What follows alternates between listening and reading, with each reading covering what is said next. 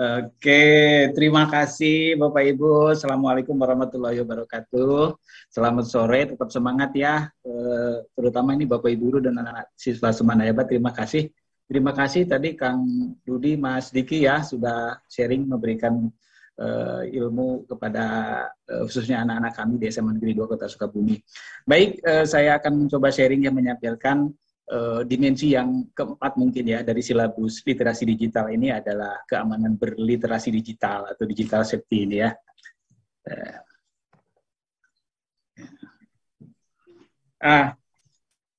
Bapak Ibu sekalian dan juga anak-anakku, ini luar biasa sekali nih perkembangan penggunaan internet kita saat ini. Ini lonjakan yang luar biasa tinggi ya di kurun waktu 10-15 tahun ini catatan terakhir, ini orang Indonesia ini sebesar 73,7% ini sudah mengakses internet. Ini luar biasa. Jadi sekitar 196,7 juta yang sudah terakses internet.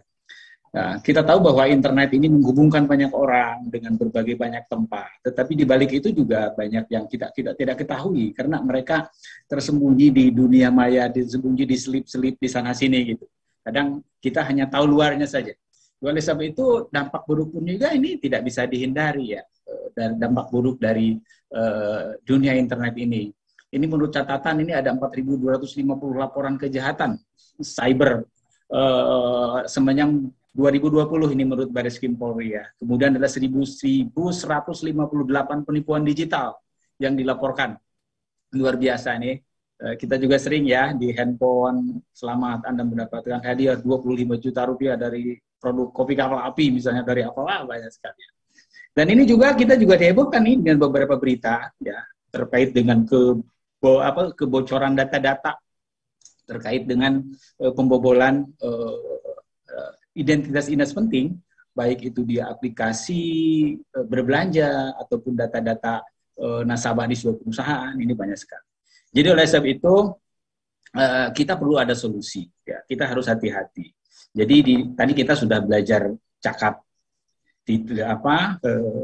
digital, kita juga sudah belajar tadi tentang etik digital dan budaya digital, dan sekarang kita akan belajar bagaimana kita berdigital ria ya, dengan aman tentunya ya.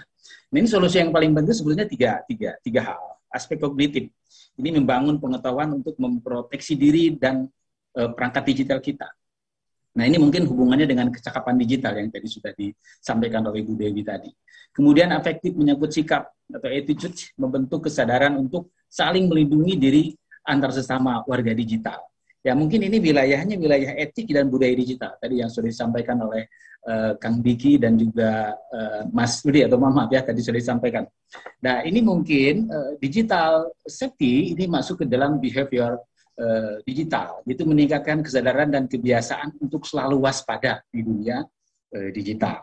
Dan outputnya harapannya tentunya kita sebagai individu dan juga para siswa itu bisa aman bermedia digital. Artinya aman itu tidak menimbulkan masalah bagi diri kita dan juga tentunya bagi orang lain. Ya. Jadi fokus kita bagaimana kita aman bermedia digital. Ya.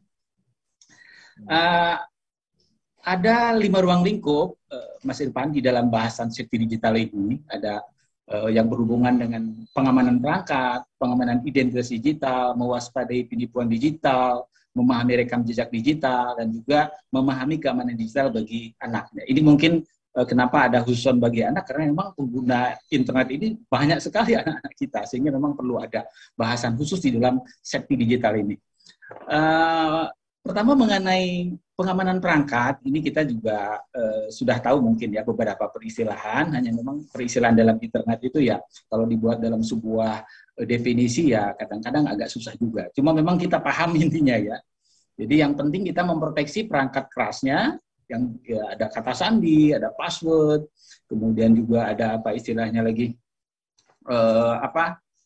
yang sering muncul token juga mungkin kan bagian dari seperti kata sandi ya. Sekarang anak-anak mau UN dikasih token agar bisa akses masuk ya. Kemudian ada fingerprint authentication, jadi pencocokan sidik jari. Ada face authentication, pencocokan raut wajah. Ini berhubungan dengan perangkat keras. Kemudian proteksi yang berhubungan dengan perangkat lunaknya ya. ada beberapa peristilahan, ada Find My Device, jadi sebuah software atau aplikasi untuk mencari perangkat digital kita yang hilang ya. Tetapi memang sebelumnya harus ada settingan dulu. Handphone siswa hilang gitu kan, itu kalau kita ada settingan dulu mungkin bisa dicari dengan media atau aplikasi Find My Device. Kemudian backup data, artinya data kita itu diamankan ya, data kita itu dicadangkan dalam berbagai tempat. Dan kalau dulu backup data itu di darat menggunakan harddisk ya, beli harddisk yang besar ya. Tapi kalau sekarang backup data itu juga bisa di udara, bisa di awan ya, bisa disimpan di Google Drive, bisa disimpan di Dropbox, bisa juga di ada iCloud gitu ya, macam-macam ya peristilahan untuk menyimpan data di udara, dan mungkin bisa banyak lagi ini tempat penyimpanan data, backup data ini. Kemudian antivirus ya. Antivirus ini ya memang banyak sekali. Adalah dulu antivirus dulu waktu zaman saya mahasiswa itu ada istilah Smadap dulu itu ya, mungkin teman-teman yang seangkatan dengan saya sering itu antivirus Smadap. Tapi sekarang mungkin nggak begitu rame lagi ya masalah virus ya. Tapi sekarang mungkin banyak istilahnya malware. Jadi malware ya, malware. Jadi ada aplikasi-aplikasi yang memang sengaja dibuat untuk menyamarkan sebuah aplikasi yang ada, tapi dia untuk memata-matai, untuk mengintai, sehingga bisa mencuri berbagai data, bisa mencuri berbagai hal penting. Ya, itu memang harus hati-hati juga ini. Kemudian ada istilah enskripsi full disk. Full disk yaitu artinya ada perlindungan khusus ke dalam hard disk kita. Jadi ada password lah ya istilahnya gitu. Jadi kalau kita nyimpen data beberapa file dalam sebuah harddisk, nah untuk masuk ke sana itu tidak bisa sembarang orang. Jadi ada pengamanan dia. Kemudian ada shredder. Shredder ini mungkin sederhananya seperti gini kan, kalau kita sudah menyimpan data, menghapus data gitu kan ya di komputer ya. Tapi kita masih perlu gitu. Bisa lagi misalnya di recycle bin itu bisa dilihat lagi ya. Nah, itu baru misalnya di restore ada lagi muncul ya, bisa ditemukan lagi. Nah, tapi kalau kita misalnya ingin data itu hilang, musnah sama sekali, misalnya foto-fotonya ingin hilang, nah itu bisa menggunakan software atau aplikasi shredder. Jadi itu dihancurkan ya. Jadi kalau istilahnya kalau rumah itu sudah hancur, kan bata-bata dinding-dindingnya masih ada.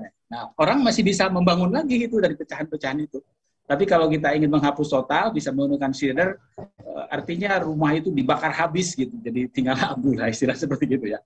Kemudian pengamanan digital mungkin nanti insya Allah yang akan jadi fokus kita, tapi saya akan gambarkan yang kelima ini sebentar saja ya anak-anakku, Bapak Ibu mohon maaf. Tapi nanti fokus kita di pengamanan digital, karena memang yang paling penting menurut hemat saya yang paling penting dari semua keamanan kita berdigital adalah bagaimana pengamanan identitas digital, identitas diri kita yang paling penting. Bahwasanya penipuan digital ini penipuan yang banyak sekali ya. Misalnya ada diskon harga, perlu ditawarkan, ini harus logis saja sih, nggak mungkin misalnya ada mobil semurah-murahnya promosi, mobil baru dijual 50 juta, itu nggak mungkin juga. Identitas pelaku usaha atau konsumen fiktif, bisa membuka usaha, ada investasi bodong, segala macam, wah ini banyak sekali. Kemudian ketidaksesuaian barang atau produksi yang diterima dengan yang dipesan, nah ini hati-hati. Jadi, nah untuk belanja online, anak-anakku kan sekarang kita dipermudah ya dengan berbagai aplikasi online. Tapi hati-hati juga karena kita tidak bisa melihat langsung produk. Jadi pilihlah aplikasi-aplikasi online yang memang bisa dipercaya. Kadang kan kita sering melihat ya percekcokan antara konsumen dengan kurir ya, karena barangnya tidak sesuai. Padahal itu sebetulnya bukan tanggung jawab kurir juga. Ini ya penipuan-penipuan digital. Kemudian memamerkan jejak digital, nah ini juga. Jadi hati-hati setiap perlakuan kita berdigital itu akan meninggalkan jejak, akan meninggalkan sesuatu. Nah ini harus hati-hati. Seperti ya riwayat pencarian pada browser ini kan ada muncul, kita pernah mencari misalnya di browser Chrome dan seterusnya, atau di Internet Explorer dulu, ini kan akan ada jejaknya. Pesan teks kita pernah ngirim WA, ngirim di Instagram dan seterusnya, itu akan ada jejaknya. Foto, video yang di tag misalnya ya, kita pernah nggak posting video, tapi kita di tag oleh teman kita yang posting videonya, ini akan ada jejak digitalnya. Kemudian lokasi yang dikunjungi ya, kita kan di Google Location itu kan kita bisa, kalau misalnya ngaku-ngaku saya lagi ada di Garut, padahal berdasarkan geo ya Google Tag itu kita ada di Cianjur misalnya kan begitu ya, hati-hati. Jejak digital itu pasti ada ya. Kemudian juga interaksi media sosial, like, share, wah ini harus hati-hati. Nah ya, kita misalnya pernah melike hal-hal yang sifatnya tidak baik, apakah itu berbau kekerasan, intoleransi, segala macam, hati-hati. Karena dengan like, berarti kita menyetujui, apalagi men-share, kan? Ini harus hati-hati ya. Kemudian riwayat pencarian pada mode penyamaran, kan kita juga ada penyamaran atau istilahnya yang incognito, jadi kita ingin tidak diketahui pencarian kita, padahal sebetulnya bisa diketahui itu jejak kita. Persetujuan akses cookies ya, cookies bukan kue ya, cookies itu ya. Simpelnya gini kan, kalau kita sering mengunjungi suatu website atau suatu tempat ya, searching sesuatu tempat, di situ biasanya akan meninggalkan jejak. Nah, biasanya si aplikasi itu dia akan menuliskan tag atau kata-kata yang sering kita kunjungi untuk mempermudah. Sebetulnya cookies ini membantu kita juga, gitu kan? Ya, misalnya kita sering mengunjungi, mohon maaf ini contoh aja kompas.com, begitu mengetik langsung Kompas muncul ya. Ya, biasanya memang cookies ini biasa minta persetujuan kita. Boleh, tetapi tetap hati-hati karena cookies ini juga bisa masuk ke dalam sistem kita. Ya. Kemudian ini yang terakhir, ini memahami keamanan digital bagi anak-anak. Nah ini ya, terutama bagi kalian para siswa ya, memang harus hati-hati karena pada prinsipnya memang internet ini banyak positifnya, tetapi banyak juga atau ada juga negatifnya. Ya, banyaklah itu ya.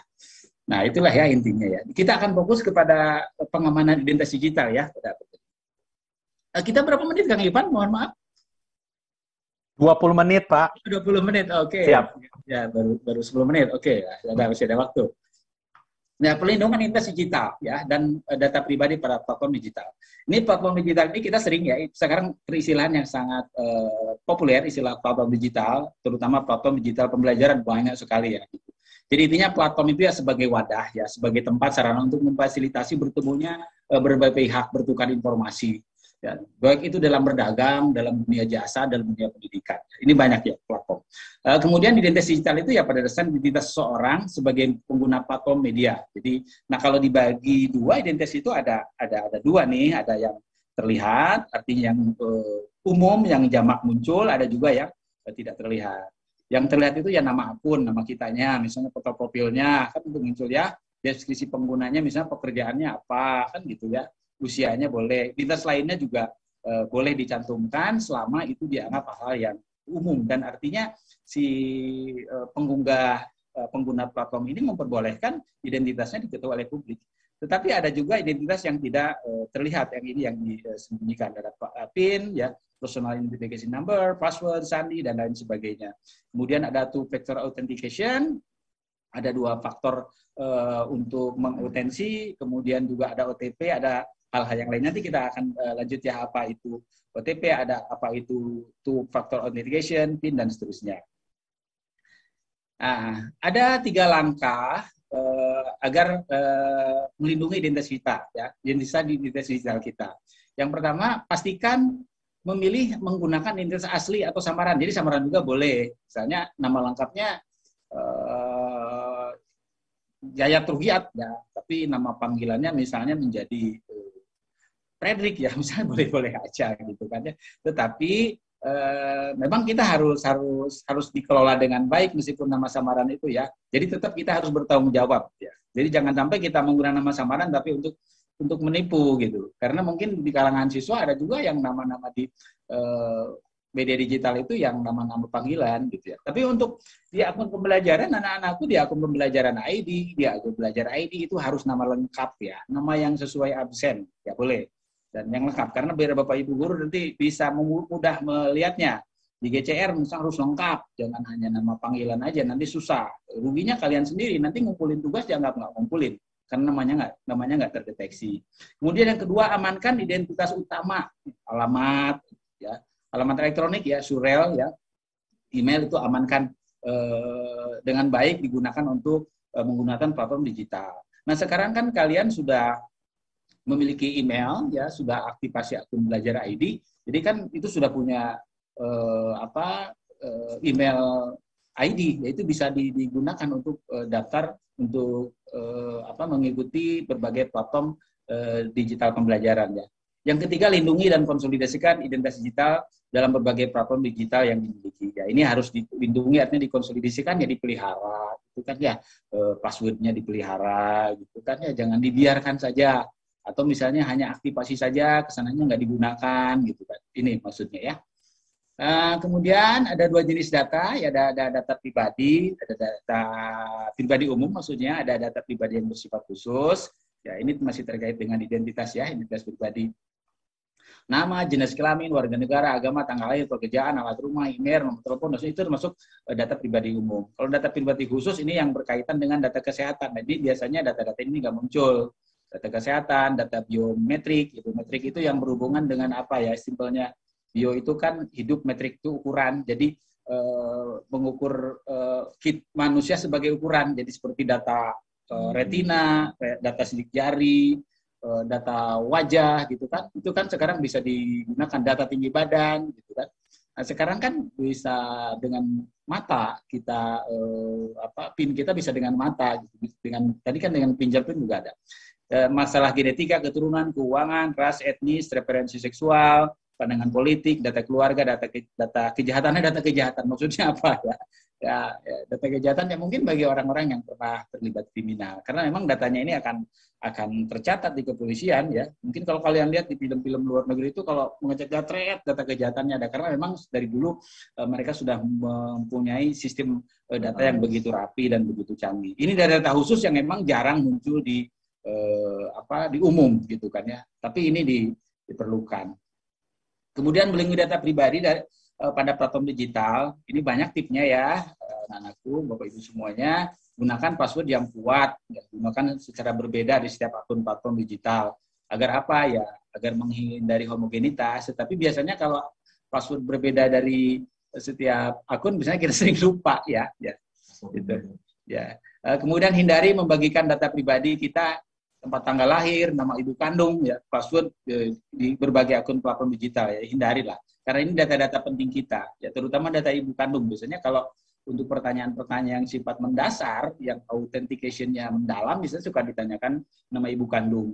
Pahami dan pilih aplikasi yang dipasang di Gawai hanya mengakses data yang dibutuhkan saja dan bukan data pribadi kita ya. Jadi yang bisa diakses itu ya data-data yang umum aja, jangan semua ditampilkan, jangan semua orang bisa melihat gitu ya, hal-hal yang sangat pribadi dari diri kita. Karena takutnya apa? Itu tadi takut ada yang menyalahgunakan.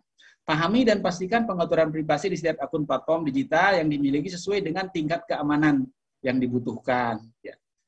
Mana yang paling aman, mana yang paling tidak aman gitu. Wah, ini paling tidak aman nih, nggak usah ditampilkan, harus sembunyikan. Bahkan kita harus melakukan proteksi. Jangan ditampilkan.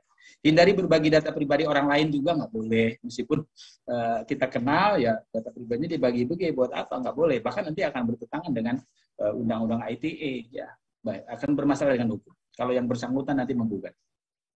Kemudian selalu melakukan pembaruan perangkat lunak yang digunakan dalam Gawai untuk meminimalisir resiko ada celah kebocoran. Ya, mungkin di sini perlu ada updating ya hal-hal yang sudah lama, misalnya aplikasi-aplikasi yang sudah lama kan biasanya suka ada versi-versi barunya ya. Itu rajin aja melakukan update. Kemudian hati-hati mengunggah data pribadi di platform digital karena keamanan, ya tadi hak mirip. Hindari memasukkan data pribadi yang penting saat berinteraksi dalam platform digital dengan menggunakan WiFi gratis di tempat publik. Nah, kenapa? Karena yang mengakses banyak di sini ya. Ini hati-hati. Takutnya data kita juga bocor, terserap oleh orang-orang yang ada di situ. Kemudian waspada jika ada komunikasi atau aktivitas yang mencurigakan baik dari akun dengan identitas digital yang yang kita kenal maupun yang bukan. Jadi hati-hati kalau ada misalnya tiba-tiba di email kita ada sesuatu yang mencurigakan, ada laporan masuk dan gitu ya. Mungkin ada yang mau masuk ke dalam email kita yang mencoba-coba melakukan trial and error, mengotak-atik password kita ya.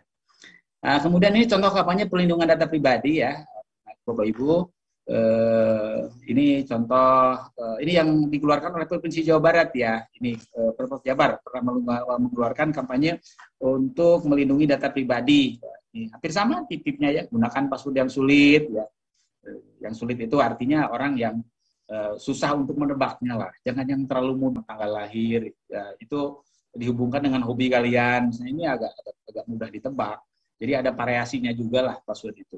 Karena biasanya hacker-hacker ini kan masuknya melalui membobol password kita dulu ya. Meskipun memang mereka melakukannya dengan try and error, tetapi kalau password kita terlalu standar, ya mereka juga mudah untuk memasukinya. Password itu diibaratkan kunci lah ya. Jadi kunci rumahnya harus yang kuat, yang kokoh, yang memungkinkan maling itu susah masuk. Ya inilah ya, contoh-contohnya ya. Kemudian ada juga nih tentang tidak boleh mengungkap data pribadi pasien tanpa persetujuan. Ini hukumannya ada nih, berbahaya nih. Bertentangan dengan Undang-Undang Keterbukaan Informasi, dengan Undang-Undang ITE nomor 11 tahun 2008, berhubungan dengan Undang-Undang Administrasi Kependudukan, Pelindungan Konsumen, banyak sekali. Jadi hati-hati ya. Hati-hati terhadap data pribadi kita dan hati-hati juga terhadap data pribadi orang lain. Karena tujuan kita digital safety ini adalah kita aman berdigital buat diri kita dan juga buat orang lain. Kemudian, nah ini tadi PIN ya. Tadi sepintas tadi sudah dijelaskan. Proteksi diri yang tidak terlihat itu. Yang pertama adalah PIN. PIN itu angka sandi ya, yang yang hanya diketahui oleh pengguna platform digital. Jadi yang bersangkutan yang tahunya gitu kan. Biasanya terdiri dari 4 sampai 6 angka PIN ini ya. Nah, cara menggunakan PIN dengan baik ya. Nah, aku sebut ini mungkin juga sudah pada tahu ya. Nah, biasanya ini hampir sama ini langkah-langkah ini ketika kalian misalnya buka rekening di bank, kemudian dapat ATM. Nah, pertama itu kan suka dikasih nomor awal, PIN awalnya gitu kan ya. Ini hati-hati, PIN awal itu kan biasanya langsung ketika sudah diganti, sobek PIN itu agar orang tidak tahu. Nah, ini ada tip-tipnya ya, hindari memilih kombinasi yang mudah ditebak. Sudah ditebak. Ya tadi seperti Bapak sebutkan, anak-anakku misalnya alamat, hobi, kan begitu ya, atau tanggal lahir, bisa ditebak.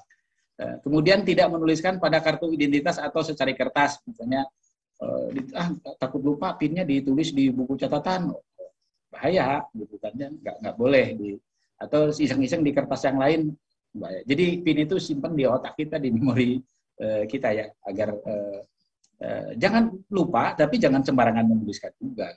Lupa juga berbahaya, bukan berbahaya, repot nanti kalau lupa PIN itu panjang ceritanya ya. Gunakan PIN yang berbeda untuk kepentingan yang berbeda. Nah ini memang tadi juga sudah kita sebutkan. Jika memasukkan PIN di tempat terbuka, ya tutup agar aman dari penglihatan orang lain. Ya misalnya di PIN di ATM ya, mengambil uang. Ya, diupayakan kan di ATM itu banyak orang. Ya agak ditutuplah dengan tangan kita. Atau PIN misalnya ketika iseng-iseng kita menggunakan handphone di orang banyak itu kan PIN-nya kelihatan nomor misalnya dengan angka sekian, tahu PIN handphonenya begini ya dia, diam-diam nanti misalnya mau saya ambil handphone dia, ingin tahu lihatnya karena PIN-nya sudah tahu kan gitu ya, hati-hati. Ya, dan itu nggak boleh, karena aku nggak boleh ya, biarpun dengan teman dekat ya nggak boleh melakukan itu. Mohon izin Bapak, waktunya sedikit lagi Pak. Sedikit lagi ya, oke. Yang kedua ini two factor authentication ya, ini ada artinya pengamanan yang bersifat 2 langkah ini ya. Artinya di sini keamanan yang digunakan itu melakukan autentifikasi ulang. Jadi kita akan login itu passwordnya beda-beda, ganti-ganti gitu kan. Ini memang pengamanan yang lebih safety lagi dibandingkan dengan PIN. Nah biasanya kalau kita mau masuk ke sebuah aplikasi, biasanya kalau yang two factor authentication ini ada nomor PIN yang masuk ke handphone kita, baru nanti dilihat ya, gitu. Kemudian ini yang ketiga, ini kemampuan memahami dan melindungi melalui one time password OTP ya, one time password. Jadi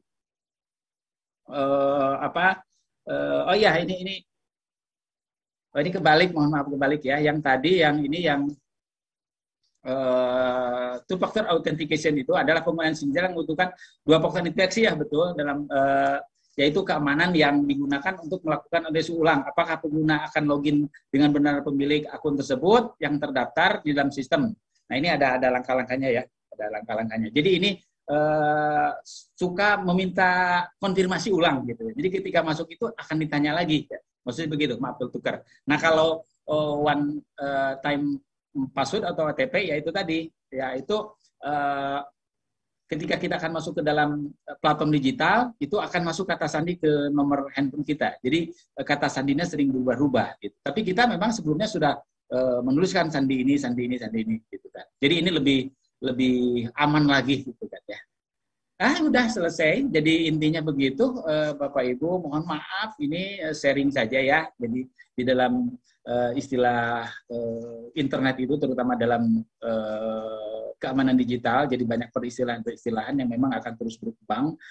Mungkin kalau secara definisi agak susah, tetapi ketika kita mempraktekannya, melaksanakannya, ya memang kita sering melakukannya. Hanya ketika dibuat sebuah penjelasan, memang perlu penjelasan yang panjang.